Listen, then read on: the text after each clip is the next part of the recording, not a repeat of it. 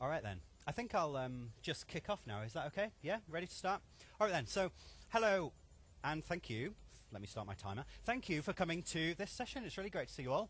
Obviously, it's kind of weird looking up like that at you all, but I will try and maintain good eye contact and be a good presenter in this talk. My name is Steve, and what do? I work for Microsoft. I work on lots of different web stuff for them, and I started off this Knockout project a few years ago, and so that's why this subject matters to me. I work on single-page applications. I've got a special interest in Knockout, so it matters to me. And I think it probably matters to a lot of people, actually, the whole single-page applications thing, because maybe 4 years ago when we started Knockout, people were not really building such massive single-page applications. Typically, people were using Knockout to do just a little bit of interactivity on a bigger page. And that was quite straightforward, and you know, Knockout solved that problem really well. But things have moved on enormously in a few years since then, and now people are building these huge applications that stay in the screen for, you know, hours potentially as the user's navigating around loads of different things without doing any server-side page navigation. And that presents a load of new challenges. And I don't think that we've necessarily provided all that much in the way of examples and docs and such that cover those kind of scenarios. So hopefully I'm going to redress that balance a little bit today. Now then, I should warn you before we get started that sometimes people have said that my presentation style is a little bit like this to the audience. And to be honest, that's probably fair. It might well feel a bit like this from time to time. But I would just say to you, don't worry about it. It's okay, because I'm going to talk about lots of different things in this talk, and I'll be changing subject like every 5 to 10 minutes. So even if you get a bit lost, it's okay. You can pick it up again as soon as we move on to the next thing. All right, so don't worry. Chill out. Now, I'm going to start off with a few slides. I will be doing mostly code in this talk, but I want to communicate mostly ideas, concepts, challenges, solutions, rather than just going like, here's some code, here's some more code, here's some more code. So there will be a little bit of slides to start off with, and I hope you'll find this valuable. So I just want to introduce some of the pros and cons of this single-page application thing. I'll probably be talking more about the cons than the pros, because I think that's where there's more interesting stuff. But we will start with a bit of positivity. So what's positive about writing single-page applications? Well, you know, why are we willing to give up on our 15 years of experience of doing server-side page rendering? You know, are we mad? Why are we doing this? Well, you know, there's a few really key benefits, and the chief among them is probably that we can produce the best user experience that can be delivered through a web browser. So we can produce applications that are just as responsive and nice to use, or even more so than native desktop and mobile applications. But we're not writing native code. We're still writing cross-platform code. And these two things together are the absolutely killer features of single-page applications. And this is pretty much the solid reason why you would be wanting to do this. And everything else is just a small benefit. But I'll just round it off a little bit. A few more smaller benefits are that as a developer, you can really just focus on the one technology. You can just get really good at your HTML and your JavaScript and your CSS, and you don't have to spend half of your time doing that and half of it working with some almost unrelated server technology. So that can be nice for you. It also means that as you go further with this, you build more and more of your application that's able to run on the client without having that many server dependencies. And so if you use some kind of client-side data store as well, you can even make your application work offline to some extent, or at least work very responsively, even in the presence of an intermittent network connection. So that's nice. And if you go really far with this, and what you end up delivering is basically just static HTML and JavaScript files that talk to back-end servers, then you can even deliver that around the world just by throwing it onto any static file host, CDN type thing, and you will get blazingly fast global distribution for basically no money whatsoever. So that's quite nice as well. But really, the two key things are the user experience and the cross-platformness. Now, my experience in this, I've worked on quite a few different single-page applications, but this is the one I'm working on at the moment. How many of you have seen this or used it?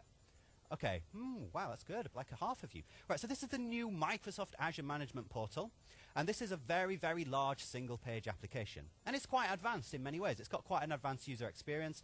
The user navigates around through these different blades that open up, and they can slide back to where they came from. And, you know, this is really giving desktop applications a run for their money. I think you wouldn't even expect to do something as good as this in a desktop app. And it's got many other advanced features as well. You know, obviously it's pulling in data from many, many probably hundreds of back-end servers to provide all the information about what's going on in your cloud services. And the user can even do things like customize the UI. So for example, here they're going to pin this file system storage graph onto the home screen there, and then they could go along and say, I also want to keep an eye on the number of HTTP requests, so I'll pin that to my start board as well. And then maybe they want to customize it a little bit more by resizing things and moving them around. Maybe they don't actually need that giant map that serves no purpose but just looks pretty for demos. So they're going to make that get a lot smaller and move it away and so on. And as you can imagine, this is a big, big project. We've got dozens of teams in Microsoft contributing code into this thing. So it's kind of massive. And we needed an architecture that was really going to scale very well, both in terms of allowing lots of developers who don't really understand it to contribute good code to it, but also in terms of providing really great performance for the end user. So we're not shipping too much code, and we're being efficient about all aspects of the delivery there. So that's what I'm working on at the moment. And after my experience of working on that, would I say that it's easy to build a single-page application? No. I would not say it is easy. I would say it can be very challenging compared with many other types of architectural patterns that you could try and follow. And I will be mainly focusing on the difficulties with it in this talk and ways that you can overcome one. So to summarize some of the challenges that I think that we've faced and that you will probably face if you build a large single-page application, let's start with staffing. Doesn't seem like a very technical problem, but it's kind of at the root of many other problems. If you are working so heavily with JavaScript, it's not enough to have just one developer who's great at JavaScript. You need your entire team to be great at it and to all understand the libraries and technologies that you're using. And then, what about architecture? With single-page applications, there aren't any de facto standard architectures, which is an enormous challenge. You've got so many decisions that you have to make about what technologies you want to use and how to combine them, and no one's really giving you the answers there. Or are they? We'll get to that. And then page weight. In our case, we've got many megabytes of code. And what are we going to do? Just ship all that in one big blob down to the browser? Are we going to load every single file independently? It's very difficult to figure out what the optimal strategy is there. And then maintenance. All software projects struggle with maintenance to some extent. But if you are relying primarily on JavaScript and CSS, well, those technologies are not really known for their easy maintainability. So although it can be done, it can be a challenge. So we'll look at ways to mitigate that.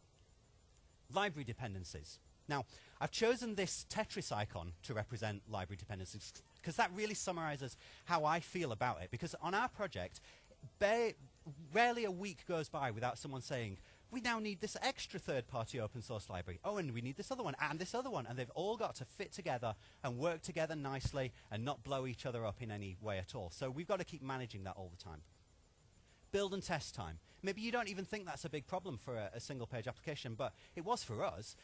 Until a few weeks ago, we had this 3-minute build cycle between every time you touched a file and you were able to see it running, and that was horrible, absolutely horrible. We have thankfully dealt with that now, but unless you're careful, you could end up in this situation as well. Performance and memory. If you were building a small single-page application, maybe you don't care if it leaks a bit of memory. Maybe you don't even notice because the user will just leave and do something else in a minute anyway. But with a massive single-page application, you cannot afford to be leaking memory over time, and that can be a real challenge. Okay, good. So those are some of the difficulties, and we'll look at ways of mitigating many of them through this talk. And as you know from the talk title, I'm going to be talking quite a lot about Knockout. Now, I'm not saying Knockout immediately solves all those problems, far from it. There's a lot more you need to think about. But Knockout is the library that we use to build the Azure Management Portal. It's what runs all of the UI that you've seen there. So let's start by asking, why do you think we chose to use Knockout on that project? And I know that some of you are thinking, oh, well, it's very obvious why you chose Knockout, isn't it? Because you're enormously biased towards using Knockout, so that's why you chose it. But no, that's not the reason, honestly. So when they chose to use it, I was not on the team. The causality is the other way around. I joined that team because they chose to use Knockout to do some really interesting things. So why do they, independently of me, choose to use this library? Well, a number of reasons. Let's go through a few of them. One of them is it is very deliberately a library. It's not a framework. Like some of the other larger model view frameworks in JavaScript, it tries to just be a library. It's not trying to dictate your overall architecture. It's designed from the beginning to play well with lots of other different components, which is very useful if you're building a large application and you can't take too much of a big gamble on any one thing. Another thing, Knockout's system of observables gives us precise control over which parts of our data are observable and in what way. And that means that we can be very confident about scaling to work with enormous amounts of data. Because we know that when one thing changes, it only affects the immediate things that that changes. The system doesn't have to recompute 10,000 other unrelated computed properties just to see if they might have changed. Knockout knows what has changed because it knows the dependency graph. So that gives us the confidence to scale a lot more. Another thing, well, firstly, this is meant to be a thumbs up icon. I know it looks more like a boxing glove, but that kind of fits the theme. And anyway, the point is here, Knockout is not the best known of these kind of libraries. There are others, particularly things like Backbone and Angular, that are better known, and so those would have scored more highly on this particular criteria. But Knockout is well known enough that it's no problem for us to find developers who understand it, and it's no problem to find third-party resources and libraries to work with it. So it scores well enough on that point. Finally, on the good points, Knockout has always prized backward compatibility, both with its own previous versions and with older IE versions. So even the very newest stuff, the new features that I'm going to show you today that deal with components and custom elements and stuff, it still supports IE6, which is almost starting to seem ridiculous at this stage. But we just haven't had a reason to drop backward compatibility, so we're keeping it there, for now at least. So, yeah, fantastic compatibility. Now, one of the things that Knockout hasn't ever really attempted to do particularly much, and this is a point against it in many people's view, is that it doesn't give you a ready-made architecture. It leaves a lot of decisions up to you. But maybe something I'm going to show you today helps a little bit with that. So let me give you a demo of something new that's coming to Knockout 3.2, which will be released fairly soon. Now, I asked before this talk, and most people said they'd use Knockout. I think maybe even everybody. So I'm not going to give you like an intro to Knockout. This is like a hello world scenario that I'm going to convert into a component. So you probably all understand this immediately. I've got a view model with a name property which is observable, and I'm binding this to my view. And then I've got a text box here whose value is that name property, and then I'm saying I want to output the uppercase version of that name into a strong element there. So it'll show up on the screen. Let's just run it, and it will do exactly what you expect. So when I enter a name into here, then the uppercase version shows up here and everything stays in sync. Straightforwards. You've all seen that kind of code before. Nothing clever. Now, how can I convert this into a reusable component? Well, let's use the new components API. So I'm going to say knockout.components.register, and then I'll give a name to my new component. And I can call it anything I want, but I'm going to call it name editor. And then I give a configuration for my new component. And a component consists of a template and a view model. And these can be loaded from many different places. This is all pluggable. You can get them from AMD, or you can hard code them in, or whatever you like. For this Hello World demo, I'm just going to hard code the template straight into my config here. So I'm going to say template is this string. And I'm just going to cut this out here and drop this in here. And similarly, on this line, I'm just going to drop that in there. Now, of course, normally you would really load from external files. I'll show you that in a minute. But this is helpful to get started. And then I'll define a view model. And I can define that in a few different ways. But the way I'm going to do it here is a constructor function. So here my constructor function is going to define a name property. And I'm going to give that the same thing that we had before. So here's my name property on my component view model. Okay, good. So now I don't actually need this old view model at all anymore, and I can get rid of it from here. And if I want to use my new custom component, I can do it just like this. Name editor. Great. A custom element. Let's see how this works then, shall we? Come back to my browser and reload, and you'll see it's still working as it did before. And this is now a reusable component, so I can, if I want to, let's say, oh, let's have 3 name editors. Why not? And then when I go back, I've now got 3 name editors, which are all independent. They've all got their own view models and so on. And it's going to efficiently load the view models and the templates, in parallel as it needs to render that UI there. Okay, so that's all very good. And there's loads more that we can do with components as well. For example, we can pass parameters into them. We can get parameters back out of them. We can subclass them. We can load them on demand. We can preload them. You've got a lot of opportunity there to compose a large application out of this system. And you may notice that this somewhat resembles the forthcoming web components notion, where you define custom elements and give behaviors and such to them. And yes, that's of course exactly what it's inspired by. But rather than waiting another like 5 years or whatever until every browser that your customers use supports that, you can just use that now, even right back to IE6, because of the backward compatibility that we prize so highly. So that's a sort of hello world of components. But in this talk, I don't want to stop at this hello world level. I want to give you an idea of an application architecture that's realistic and could actually scale up to build a very large project. And of course, producing a realistic large architecture involves making a lot of decisions. What libraries are you going to use? What kind of module loader are you going to use? What kind of testing system are you going to use? And there are so many decisions there that you could spend weeks just thinking about it and reading people's blog posts and changing your mind over and over. So wouldn't it be nice if you could just sort of scaffold up a nice, happy starting point just to see how this works, and you could even build on that realistically to make a very large application? So scaffolding systems. What scaffolding systems are there? Well, there are ones built into things like ASP.NET and other server-side frameworks. But besides that, you're probably aware by now that the front-end world is kind of a thing in its own right. Front-end developers, that is people who build applications that run in the browsers, well, we've got our own preferred technology stacks, we've got our own libraries, we've got our own conventions and culture, our own thought leaders. You know, front-end development is a thing now. So if you're going to get good at front-end development, you probably do yourself a favor of understanding these front-end technologies. And so what I'm going to show you is how we can use a scaffolding system, which is kind of a de facto standard in the front-end world, called Yeoman. And this allows us to scaffold out starting points and different application pieces for many different technologies. So there are scaffolders for pretty much all the frameworks you've heard of, and of course Knockout is one of the things that there are many different scaffolders available for. So let me give you a little demo of scaffolding something up that produces a realistic architecture for us with components. So I'm going to, we're going to need a little scenario for an application that we want to build, and it doesn't really matter because this talk is about the architecture and not about the actual application itself. But just as a happy little gimmick, I decided, okay, let's make a website for like a cable TV company or something that wants to display an online TV guide and lets people navigate through channels and see what's on and that kind of thing, just to set us a bit of a scene for us. Now we need a back-end that's going to provide the raw underlying data for that. And so I've already implemented that. And as it happens, I've did it with Web API. But the technology there doesn't matter at all. I could have done it with Node or with Basic or Assembly or whatever like crazy thing that you want to do. As long as it spits out JSON, then our front end doesn't care. And we're going to keep the front end totally separate from it. So I want to scaffold up a front end for this. And at first, I'm going to need to install the Yeoman tool. So I'm going to go npm, Node Package Manager, install globally Yeoman. So like pretty much all of the other front-end tools, Yeoman is built on Node.js. And so we'll use the Node Package Manager to install that. And this is going to go off and install it for my user account, and it says, okay, everything's looking good, you've installed Yeoman, well done.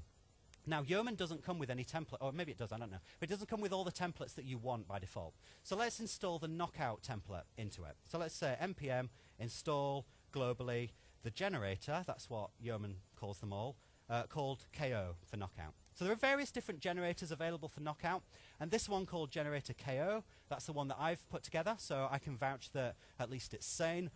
Some of the others are probably really good as well, but I don't really know. Anyway, we've got that now, so we can use this generator. So let's go into the folder where we're going to spit out the code. So we'll go into the TV Guide project here, and I'm going to make a new directory called tvguide.frontend. And I'll change into that directory. And now I'm going to use Yeoman. So I'm going to say, Yeoman, I would like you to please scaffold up a Knockout application, Yo-Co. And that's going to go and do its thing now. And firstly, it starts with this slightly embarrassing looking ASCII art thing. Don't blame me for that. That's just what Yeoman does by default. That's how it rolls. We can ignore that. We just have to answer its questions. What's the name of your new site? Okay, how about TV Guide? That makes sense. What language do you want to use? Ooh, we could use TypeScript or JavaScript. Well, I'll get onto TypeScript later. Let's just do some JavaScript for now. Do you want some automated tests with Jasmine and Karma? Yes, please. Why not? I'm not going to talk about tests immediately, but I will get to them, hopefully, before the end of this talk. So that is now going off, and it's using Bower, the JavaScript package manager, to fetch all these libraries that we're going to use, Knockout, jQuery, Jasmine, Require.js, and so on. And it's also installing a test runner called Karma that I'll show you in a little bit.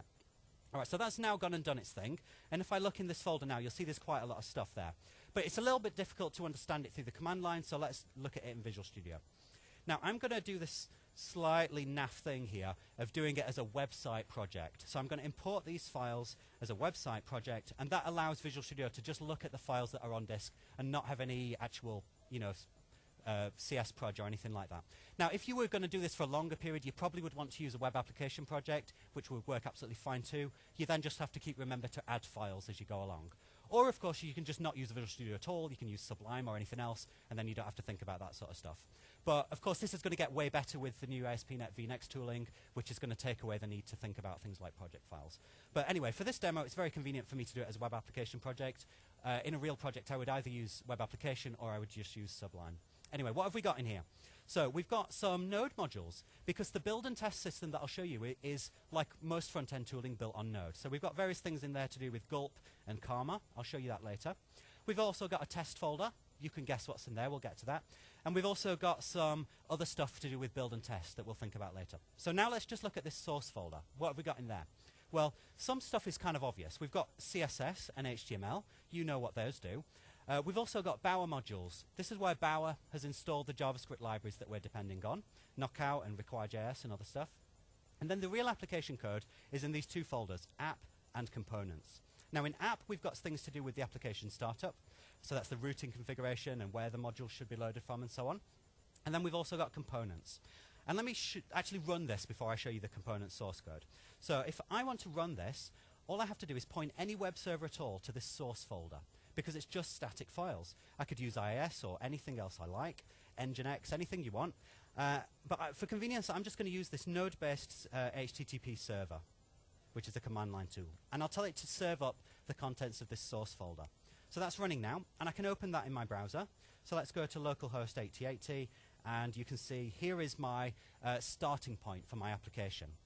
And let's just check there's no errors, everything's good. Okay, so we've got this simple bootstrap-based UI here. We've got the traditional home and about pages.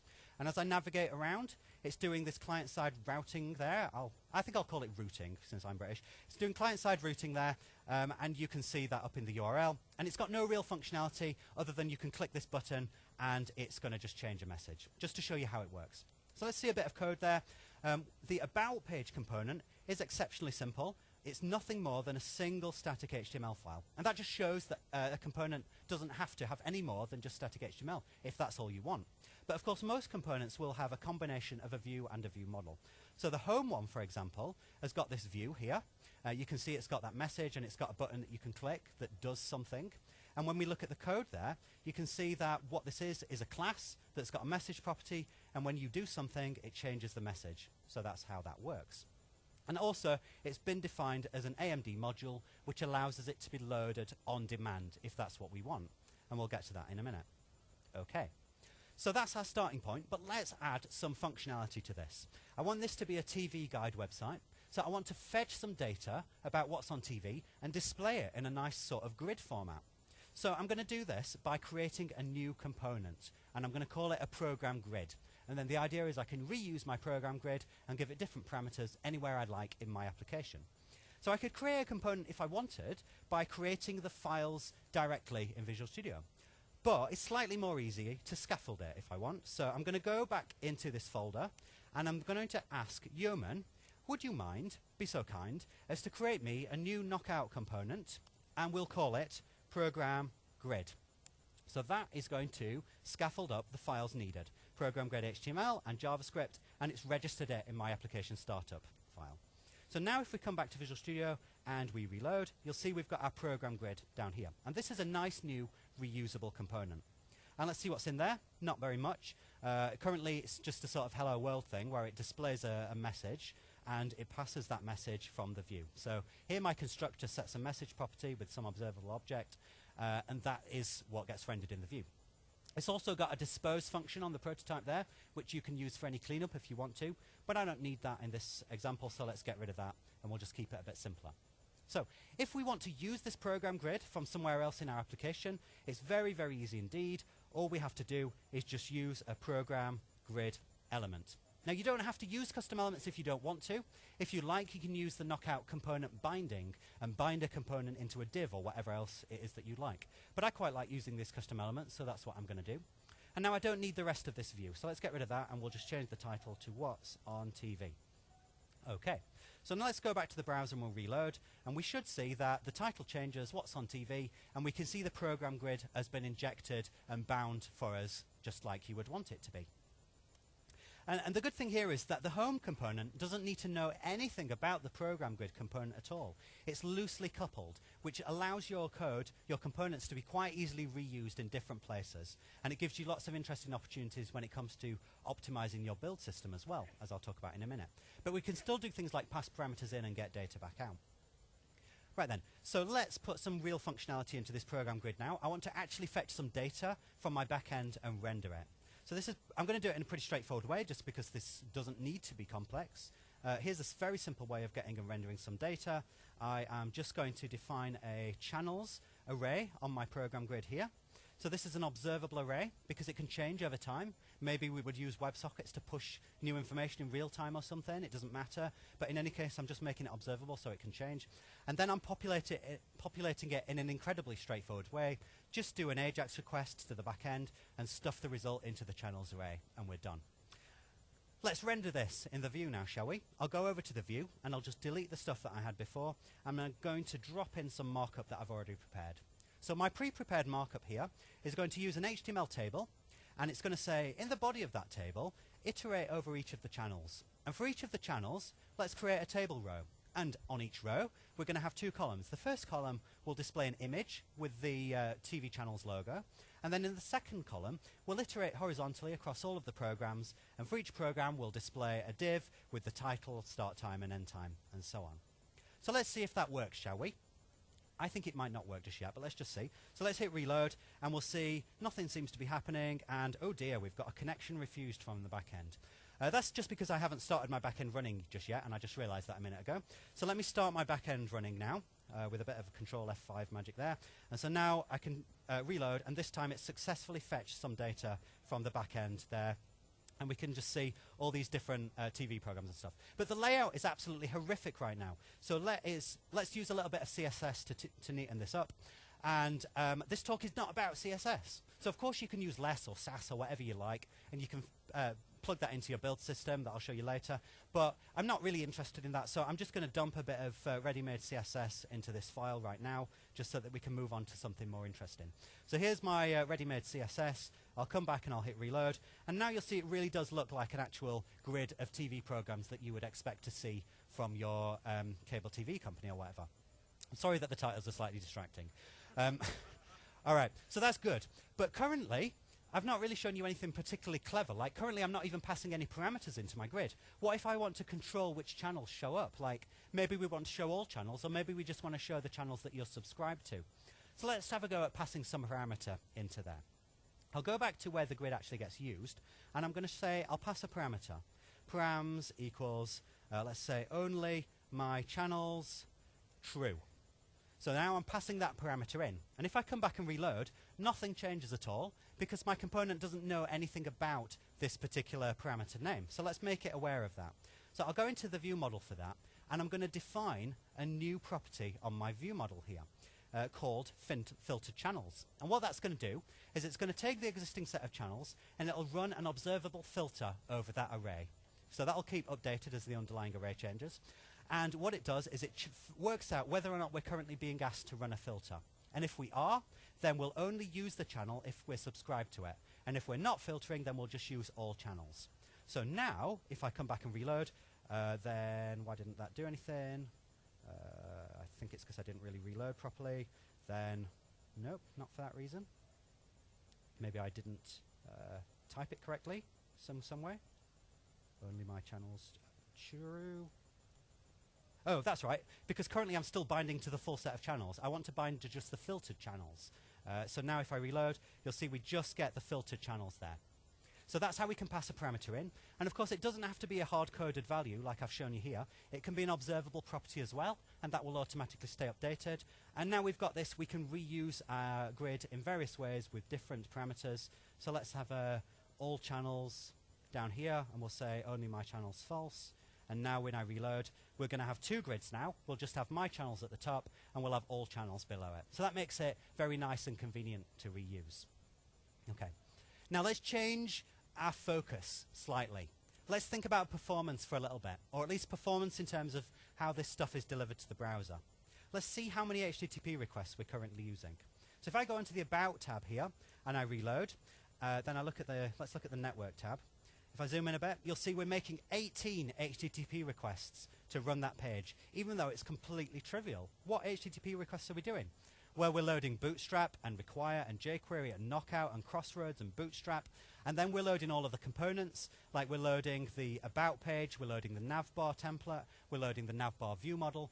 Everything is loading separately. And this is, in some ways, good, and in some ways, bad. Now, it's good in that in the files that we're seeing in the browser DevTools exactly correspond to the files that we see on our IDE, which is really convenient in development. And another good thing is we've got incremental loading here. So if I start on the home page and I reload, and then I clear the list of requests, as soon as I switch to the About screen, you'll see it dynamically fetches the template there. So we've got automatic dynamic loading of different views and view models as we go along, because it's all built on Require.js. So that's in some ways good, but it's also really bad because we're just doing loads of HTTP requests. Wouldn't it be nice if we could bundle them and minify them? You're all familiar with bundling and minifying, right? So let's say that we do want to do some bundling and minifying. How can we do that? Well, this brings us onto the topic of JavaScript build systems. And since this talk is not all about Knockout, I'm also just want to cover some general principles for writing efficient single-page applications. Let's just think about build systems for a minute. So you are all familiar with other build systems like MS Build or Enant or something. I don't know what you use. How many of you have used either Grunt or Gulp before? Okay, a reasonable number, like 20%. Okay, I'll go through this fairly quickly then, because a lot of you know this. So these are JavaScript build systems that are, like most front-end tools, built on Node.js. And the idea is that, for example, with Grunt, you run it from the command line, and it's going to go through a series of tasks that you've configured, maybe to do things like lint your code, to bundle it, to minify it, to output it to a certain location, and you run all that from the command line. And that's very convenient. And it's all fully designed to work with front-end technologies like things like CoffeeScript, TypeScript, all that kind of stuff. So that's good. Now let's just compare these two things a little bit. Grunt has been around for a little bit longer of the two. And what it's like to work with Grunt is like this. The configuration system is fairly declarative. So if you want to configure, for example, a concatenation step, you would declare, oh, you're going to get all the files from this location, and you're going to output to them to this other location. And you would use declarative config for all the different tasks that you want it to do. And you would also get it to load the code that executes those tasks from NPM. That's the Node Package Manager. And then finally, you would give names to your tasks. For example, you'd say that the default task involves running the three different steps in sequence, QUnit, and then concat, and then minify. And this is quite nice, actually. I do like it. I've used it for 1 to 2 years now. This is what we use to build Knockout, and it generally works pretty well. But there's also this newer thing that's come along more recently called Gulp. And the argument with Gulp is, what about if we don't want to keep dropping all these temporary files in different locations and picking them up and generally having to figure out different declarative config syntaxes? Wouldn't it be nice if we could just stream our files through a configuration that we define in code? And so what it's like to work with Gulp is a little bit more like the following.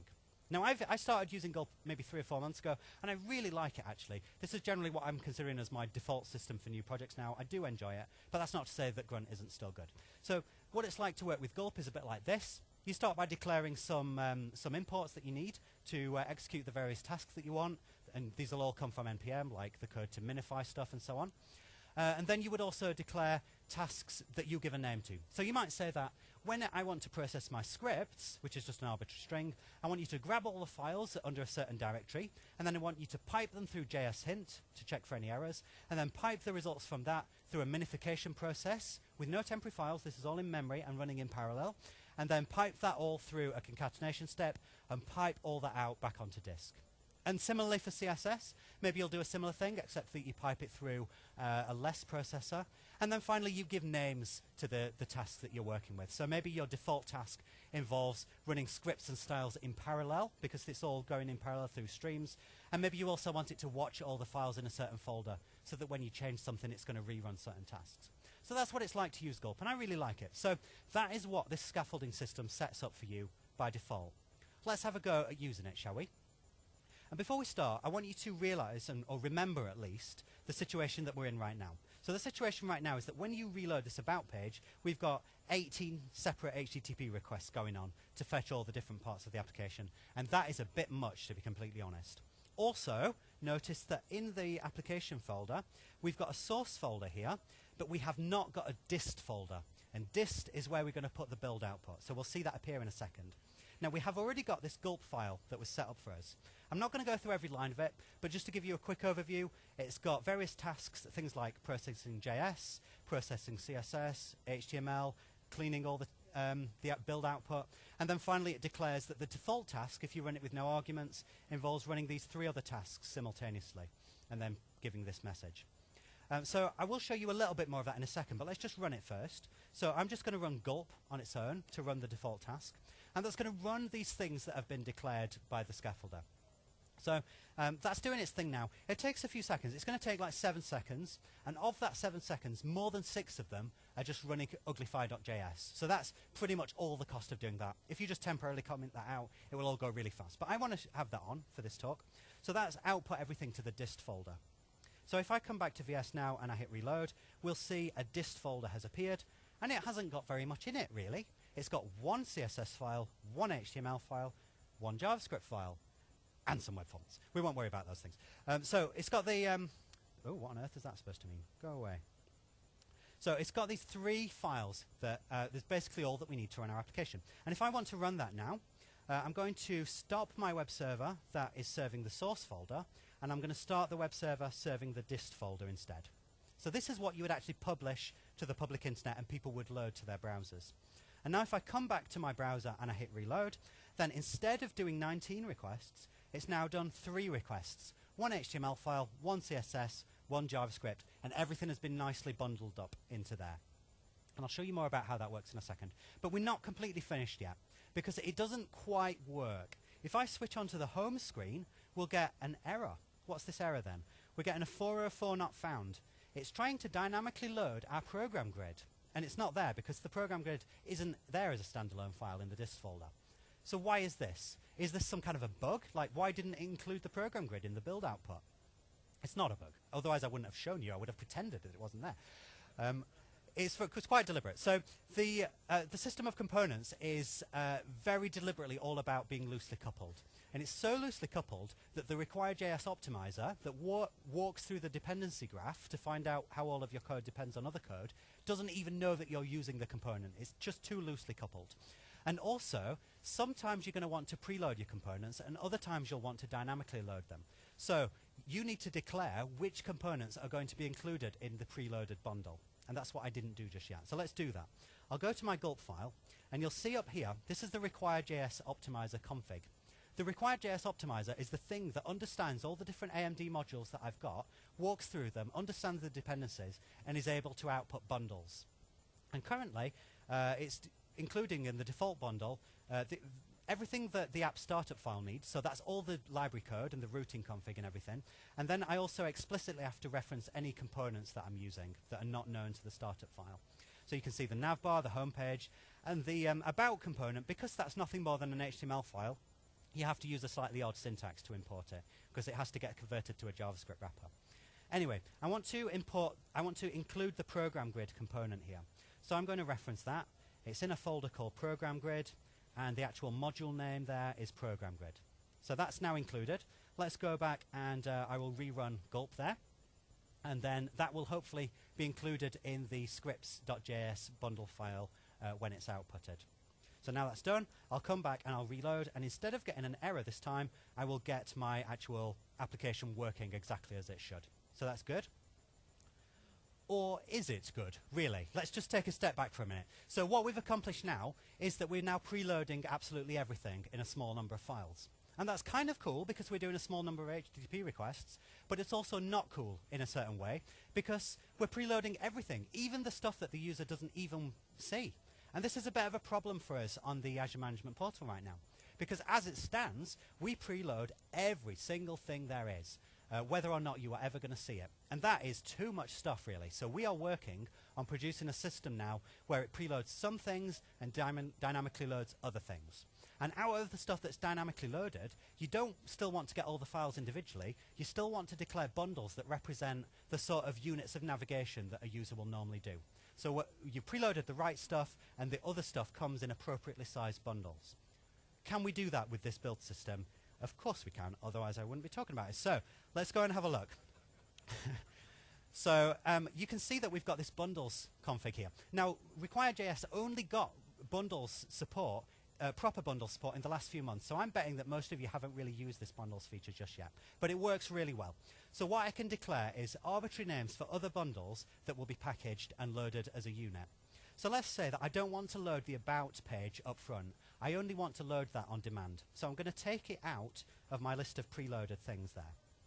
Now, I'm going to create a new bundle, and I can call this anything I want. Let's call it about stuff, all right? And I can put an array of all the AMD modules that should be included in that bundle. And I'm just going to put this about page thing in there. Now, it's just a simple HTML file, but there's no reason it's limited to be that. It could be any AMD module, including one with dependencies that have other recursive dependencies and so on. And the bundler will figure all that stuff out for us. So now, when I come back and I'll reload gulp again, instead of producing just a single scripts.js file, when it's finished, has it finished yet? Not yet. Here it comes. If I come back and I reload, my mouse is not working. No, seriously, my mouse is not working. What's going on? Oh, that's strange. Okay, I'll hit reload. Now, instead of just having scripts.js, we've also got about stuff.js. So that's been outputted as well. And if we go over to the browser, and I come over, and I'm on the home page, and I hit reload, it currently has loaded everything it needs, but it hasn't loaded anything to do with the about page at all. And if I go to the network tab and I clear what it's already got there, and I switch to about, you'll see it dynamically fetches about stuff.js because it knows that the files it needs are in that bundle. And inside there, you'll see there's just the stuff that we need to render the about page. It's just trivial right now, but it could be a lot more. And the important thing to understand here is that this bundle config has no impact whatsoever on my application architecture. In development, I do not have to think about this at all. I just work with all the files as they are on disk. And then the choice of bundling strategy is something that you can think about when you're going to production. And as a sort of matter of DevOps, so your DevOps team, or you, if you do DevOps as well, can think about different bundling strategies and try out them different strategies without affecting your application architecture in any way at all. And that's a really powerful and useful feature of this system. Okay.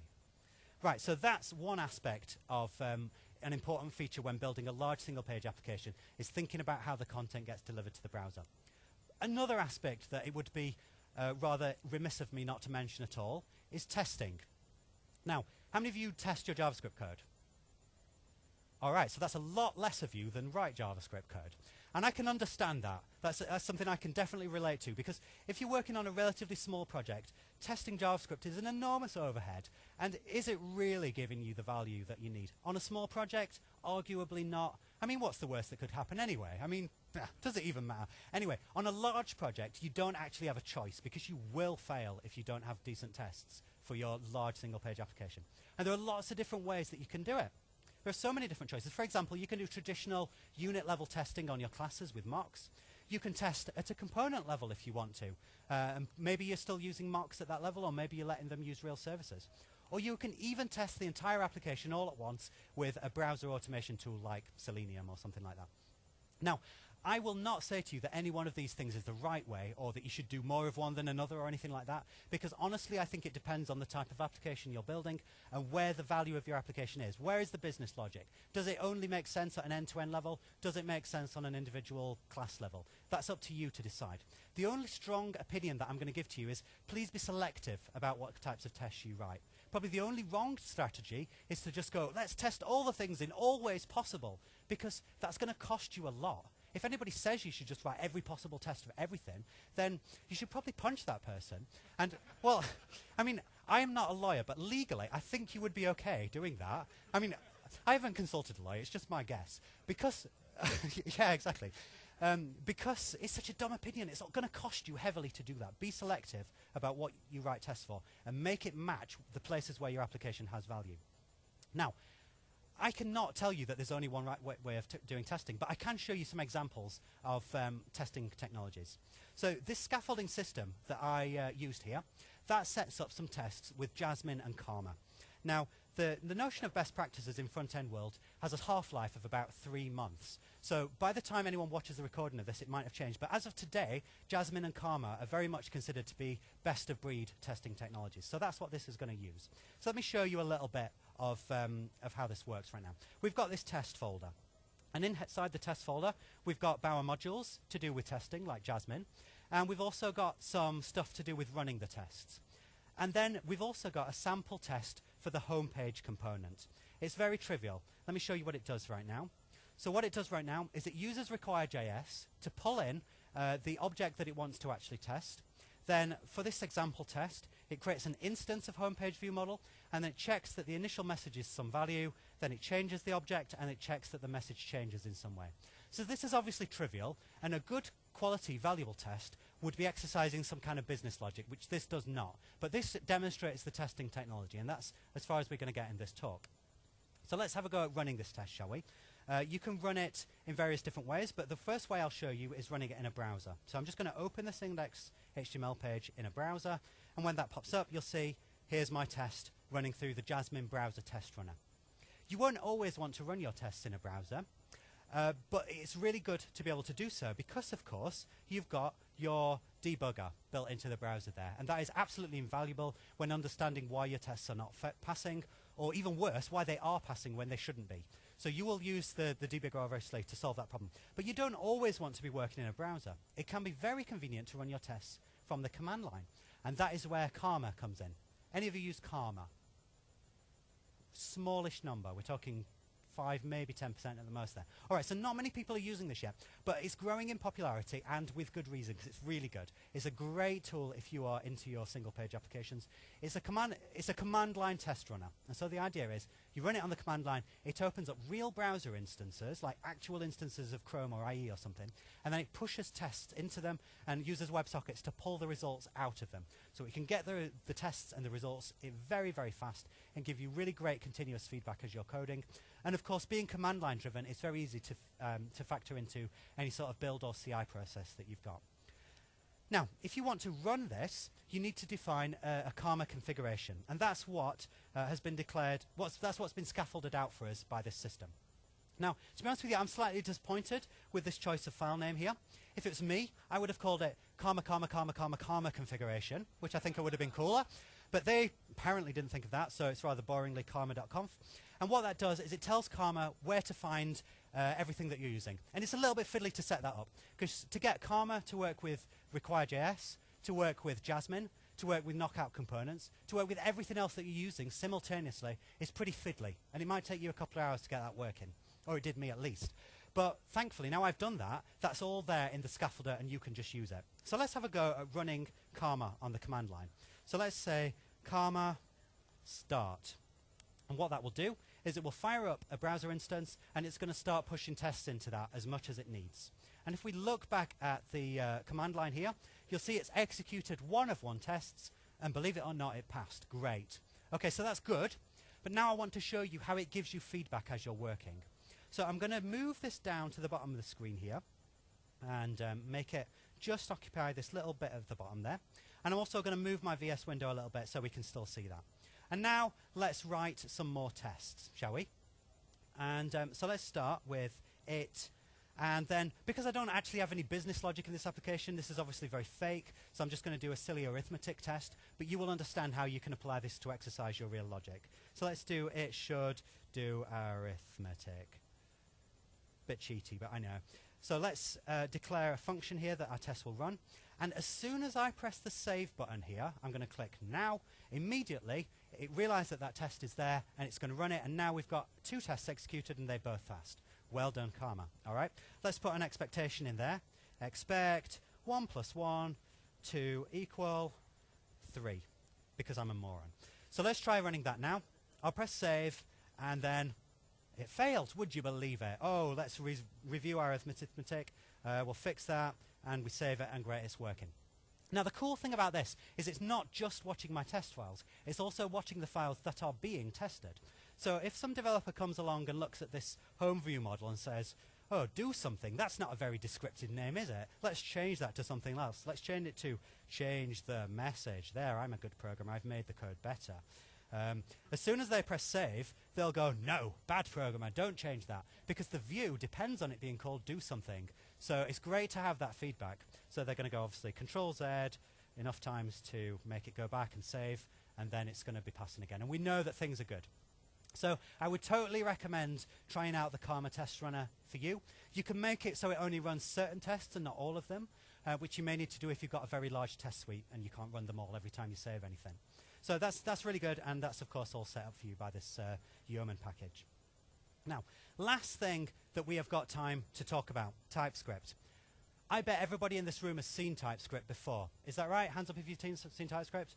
Yeah, I bet you all have. And I bet most of you have at least tried it out as well. So I'm not actually even going to demonstrate this to you because it would be boring. All I would do is I would run the same scaffolder as before, and when it asks me, I would say, yeah, I'd like to use TypeScript, please. And then all the code would come out in TypeScript. And then it would all work exactly the same as before, even the tests, except that you have to compile before you run anything, obviously. But other than that, it would all work the same as before. Now, what I think is valuable for me to communicate over the next 10 minutes or something is not the basics of TypeScript, but rather what I think the pros and cons of it are. So I've been using TypeScript to build this management portal on a very large project for about a year now, and I've got some pretty strong opinions about what's good and bad about it. And I'm going to give you my opinions, and hopefully that will be useful when you're thinking about whether to use it in a project. And as you will find out, these are not marketing opinions. I would not get this sanctioned by marketing, but that's okay because I haven't checked it with them. All right, so if you haven't you have seen TypeScript. Just to refresh your memory, it looks like this. So TypeScript is compiled, so it needs to know where your files are, so you use reference statements like that. Also, if you're using AMD modules, you can do these special imports, and that fetches an AMD module asynchronously into your code there. You can also declare things like modules, which are equivalent to namespaces and classes. And when this compiles to JavaScript, what we'll have here is an object, a function called myapp.data.transactionRepository. And it's a function because, of course, in JavaScript, all functions can act as class constructors. So that's what it compiles to. Then we can define things like private properties on there and give them types. We can also define a constructor. And the contents of that is, of course, what's going to go into the body of this function that it gets compiled to. We can do more. We can define things like methods, just like you do in C#. And the parameters and return type are typed there. And TypeScript will, of course, enforce that type checking at compile time. But the types don't exist at all at runtime. It's purely an artifact of compilation. JavaScript does not know about your types. So they're just checked at compilation time there. And also, we can do things like type inference. So you see this URL variable there. I haven't declared a type for it. But the TypeScript compiler knows because it goes, oh, that's clearly going to evaluate as a string here. That's going to be a string. And then it will do all the type checking with that as a string. So that saves you a lot of typing. Then it's also got some nice syntactical improvements. Like you see, we've got a lambda function here. Just like in C#, you've got lambdas with the equals bracket thing.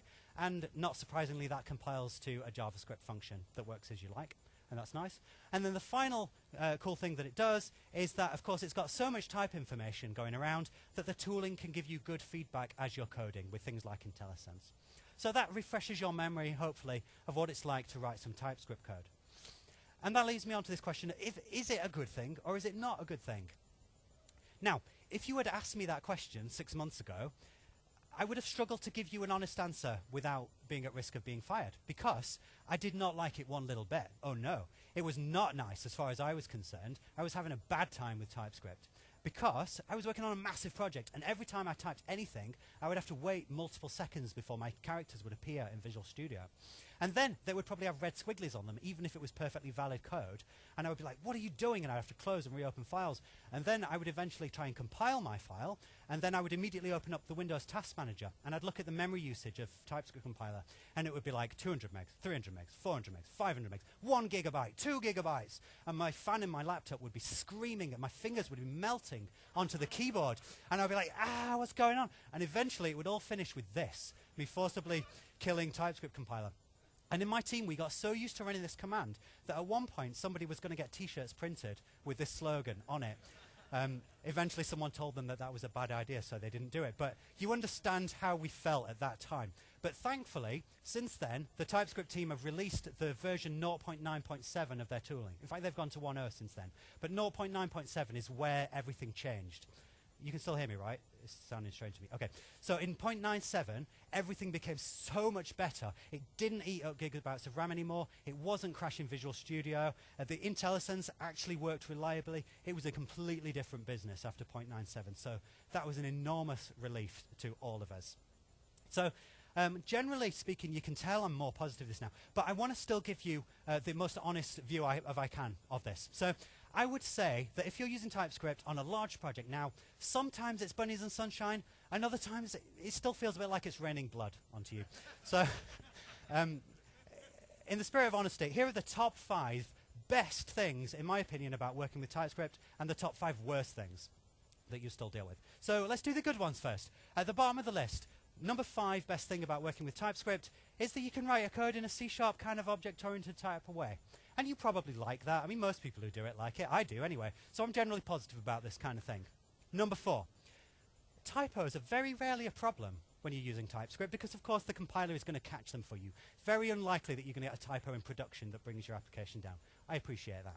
Number 3, it does have a pretty good syntax. I really like it. It genuinely improves on native JavaScript. So the fact that we can do things like modules and lambdas, I really do appreciate that. So thank you, TypeScript team. That's good.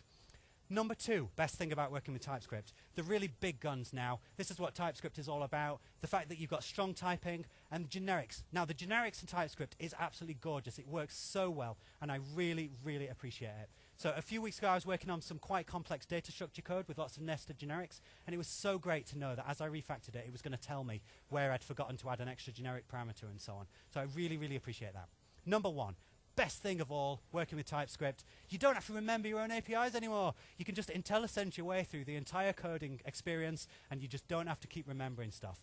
And speaking as someone with limited mental capacity, I really appreciate the fact that I don't have to remember everything all the time. So that's great. Now, there are some things that are still not all that lovely, and on a bad day, I can still feel a bit depressed about it. So number 5, not so good thing. Well, you see, I really like JavaScript. I really like how dynamic it is. And I like to do some crazy dynamic stuff with all this sort of dynamic function invocation and looking at the arguments array and all that stuff. And you can still do that with TypeScript, but the only way you do it is by you declaring your variables of type any, which just means don't type check this variable. And so it makes me a little sad that I can't somehow have both the dynamic and strongly typed things together, but I guess that's just a logical limitation. You can't really fix that. But anyway, number 4. Third-party D.TS files.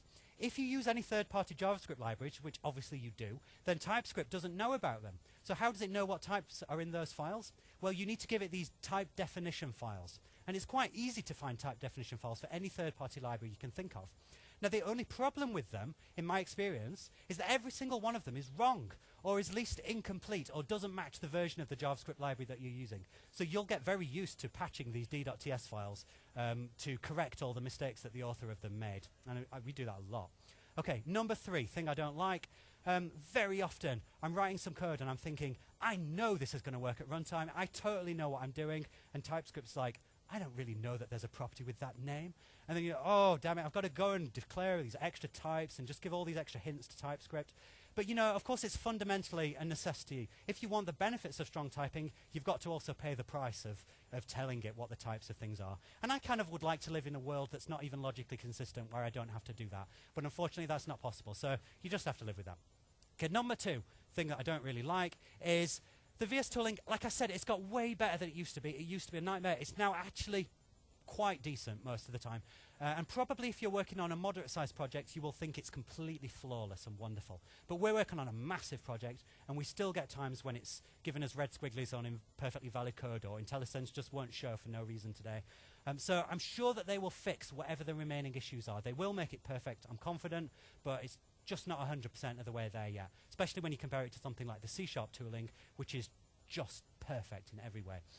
Now, number 1, worst thing of working with TypeScript that I don't like, the fact that you're compiling your code at all. I mean, if you've spent enough years working with JavaScript and just you save file, reload, the fact that you're compiling stuff all the time and every process that you ever have to create has to involve compilation, it's just a bit annoying. But there are ways of mitigating it. So Visual Studio has got the ability to compile on save individual TypeScript files, and you should definitely do that, because that will make your life suddenly become good as opposed to really miserable if you were having to rebuild everything every time you touch any file, like I did until 3 weeks ago. So you will make things better for yourself by doing that. So that's my honest opinion. Now, if I was to summarize this, would I use TypeScript or not? I think that honestly, yes. I would now use it on a project that gets beyond a few person months work of work. I think that the benefits outweigh the drawbacks. Honestly, I do now. That's not to say that there aren't drawbacks. Clearly they are. I just personally think that the benefits now outweigh them, but only on a fairly large project. Now, hopefully you can factor that into your own decisions now. Okay, we're coming up to the end now. I've only got a few moments left. So let's just summarize what we've talked about in this talk. Some of it was about Knockout, some of it was about general single-page application stuff. We talked about difficulties, right? So with staffing, I would say you can mitigate that by using as much standard front-end tooling as you can and align yourself with the rest of the front-end world so that you can stay up to date with modern technologies and you can get people who understand what you're working on. 2, architecture. Do something modular. For example, the Knockout components libraries, Knockout component feature, that's going to help you a lot. Come up with something like that. Page weight. Make sure you've got some system for doing the right amount of incremental loading and the right amount of upfront loading. I showed you one way of doing it. You may find some other way, but do something like that. Maintenance. There's lots of options there. You could use TypeScript. You should be doing some kind of testing. You might want to do some kind of linting. Just do some stuff. It's going to make your life easier. Library dependencies, make sure you pull them in from a package manager like Bower, and you're not just inventing your own system for organizing libraries and versions. It will be easy for you. Build and test. Use the features that are available. If you're doing TypeScript, do compile on save. If you're using Gulp, look into its ability to stream individual changes as you are working on your code. It's going to make your life better. Performance and memory. I didn't really talk about this, but one thing I would recommend is don't do what a certain team that built a large management portal recently did, which is wait until 2 weeks before you go to production before thinking about memory leaks, and then spending 2 solid weeks day and night in the Chrome debugging tools tracking down memory leaks. Look at them early on. Consider it to be part of your QA process. Just do some basic stuff to look for it from the beginning. Your life will be better. So there we go. Hopefully that will help you in your process of building a large single-page application. And you never know, it might even be bunnies and sunshine for you. I hope it is. That's all we've got time for. We do not have time for questions. I'm going to be around. Send me tweets if you want to ask some questions or just tell me what you think about this stuff. Please remember to evaluate your session on the way out and have a really great rest of your day. Thank you very much.